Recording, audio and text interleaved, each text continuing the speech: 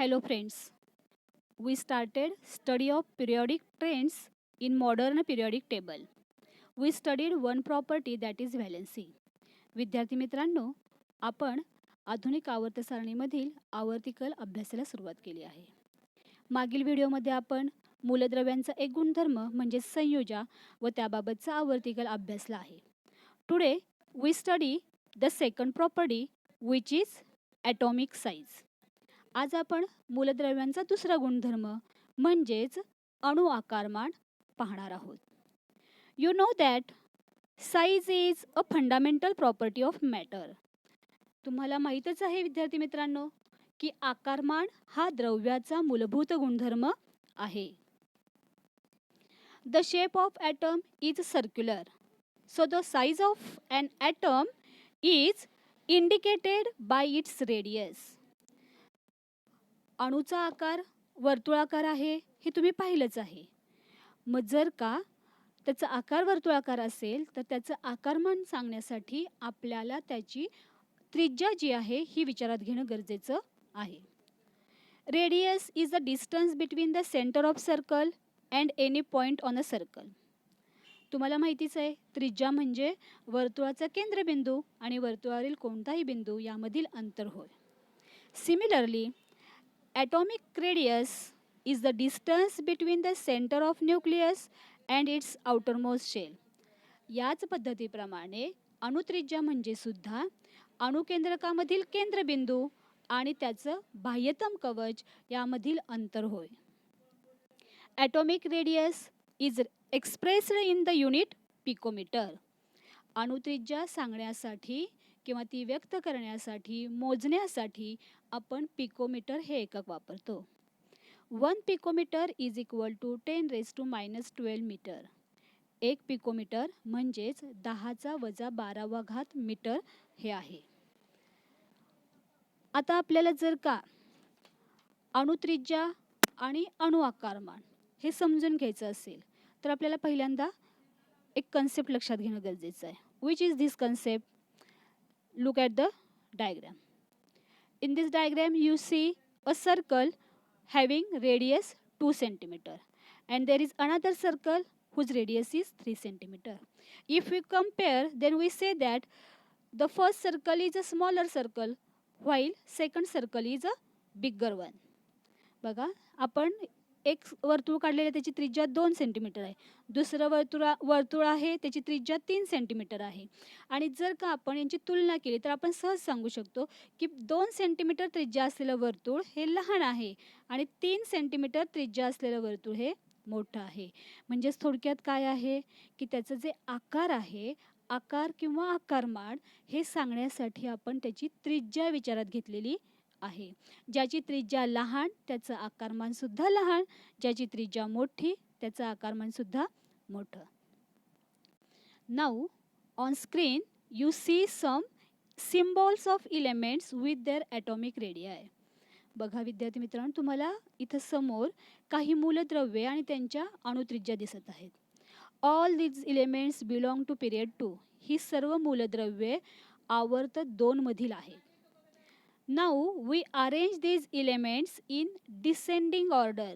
That means go from highest to lowest. आपण या मूलद्रव्यांची मांडणी उतरत्या क्रमाने करणार आहोत. म्हणजेच सगळ्यात पहिल्यांदा ज्याची अणुत्रिज्या जास्त आहे ते मूलद्रव्य आपण अगोदर घेणार आणि मग हळूहळू कमी होत गेलेली मूलद्रव्यांची मांडणी करणार आहोत. In these elements the highest atomic radius is 152 and the name of element is lithium. So take this lithium first. Then next one is a beryllium. Then after boron. Then carbon, nitrogen and oxygen. We arrange these elements in descending order. And this arrangement is as like in the modern periodic table. आपण ही जी काही मांडणी आपण केली उतरत्या क्रमाने आणि यानुसार यांचा जो क्रम आलेला आहे हा क्रम सुद्धा त्यांच्या आधुनिक आवर्त सारणीमधील क्रमासारखाच आहे. From this, we can say that when we go from left to right in a period, the atomic radius decreases and hence atomic size also decreases. यावरून आपण काय सांगू शकतो की जर का एखाद्या आवर्तामध्ये तुम्ही डावीकडून उजवीकडे चालला असाल तर साहजिकच तुम्हाला असं दिसून येईल की त्यांची अणुत्रिज्या कमी होत चाललेली आहे आणि पर्यायाने त्यांचा अणु आकारमानसुद्धा कमी होत चाललेलं आहे. But here one question arises. In a period, while going from left to right, atomic number increases, but atomic size decreases. बघा, हे सगळं बघितल्यावर एक प्रश्न मनामध्ये उद्भवतो की जर का आपण एखाद्या आवर्तामध्ये डावीकडून उजवीकडे चाललो असेल तर त्यांचा अणुअंक वाढत चाललेला दिसतो, पण त्यांचं अणु आकारमान मात्र कमी झालेलं आहे. To clarify this, look the figure. This figure shows electronic configuration of lithium. इथं तुम्हाला लिथियमचं इलेक्ट्रॉन स्वरूपण दिसतंय. It has 2 shells and in this 2 shells there are 3 electrons. लिथियमच्या भोवती 2 कवच आहेत आणि या 2 कवचामध्ये मिळून एकूण 3 इलेक्ट्रॉन्स आहेत. Now take another element which is oxygen. It has also 2 shells. आपण दुसरं मूलद्रव्य घेतलंय. आवर्त तोच आहे. आवर्त 2 मधलंच आपण मूलद्रव्य बघतोय. पहिलं घेतलं लिथियम, आता दुसरं मूलद्रव्य घेतलं ऑक्सिजन. याच्यामध्ये सुद्धा 2च कवच आहेत and these 2 shells contains 8 electrons. ही जी 2 कवच आहेत यामध्ये एकूण मिळून 8 इलेक्ट्रॉन आहेत and in the outermost shell there are 6 electrons. In lithium, in outermost shell, there is only 1 electron, while in oxygen, there are 6 electrons. लिथियममध्ये बाहेरच्या कवचामध्ये एकच इलेक्ट्रॉन आहे, तर ऑक्सिजनमध्ये 6 इलेक्ट्रॉन्स आहेत. आता तुम्हाला माहीत आहे की इलेक्ट्रॉन हे ऋणप्रभारित आहेत, तर प्रोटॉन्स जे न्यूक्लियसमध्ये आहेत ते धनप्रभारित आहेत आणि त्यांच्यामध्ये एक फोर्स ऑफ अट्रॅक्शन आहे. There is a force of attraction between the negatively charged electrons and the positively charged protons which present in the nucleus.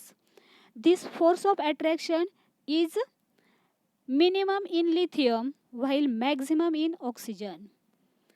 When we compare these two elements, we see that there is a force of attraction is minimum in lithium while in oxygen there is a force of attraction is maximum. जर या 2 मूलद्रव्यांचा विचार केला तर आपल्याला दिसतंय की हे जे फोर्स ऑफ अट्रॅक्शन आहे हे लिथियममध्ये कमी आहे कारण बाहेर एकच इलेक्ट्रॉन आहे. व्हाईल ऑक्सिजनमध्ये काय होतंय तर 6 इलेक्ट्रॉन्स आहेत, त्यामध्ये इथं हा फोर्स ऑफ अट्रॅक्शन जास्त आहे आणि पर्यायाने काय होतंय, so the size of this outermost shell decreases.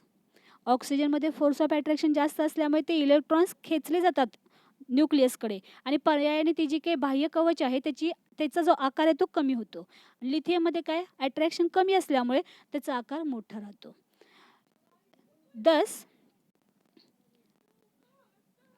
Thus in a period, you know that the number of shells is same, but the number of electrons goes on increasing. एखाद्या आवर्तामध्ये कवचांची संख्या स्थिर असते, पण त्यांच्यामध्ये असलेल्या इलेक्ट्रॉनची जी संख्या आहे ती मात्र वाढत चाललेली आपल्याला दिसते आणि म्हणूनच त्याचा आकार कमी झालेला आपल्याला दिसतो. This is about period, but what happened in group. हे झालं आवर्ताच्या बाबतीत, पण एखाद्या गणाच्या बाबतीत काय आहे. For this consider the elements from group first. Here you see some elements and their atomic radius. Now here we arrange them in ascending order. इथं आपण ही मूलद्रव्ये जी आहेत ती चढत्या क्रमाने मांडणार आहोत. म्हणजे सगळ्यात कमी अणुत्रिज्या असलेलं मूलद्रव्य पहिल्यांदा आणि सगळ्यात जास्त अणुत्रिज्या असलेलं मूलद्रव्य शेवटी येणार आहे. So first comes hydrogen, then lithium, then sodium, potassium, rubidium, cesium and francium. And this arrangement is similar to the arrangement in modern periodic table.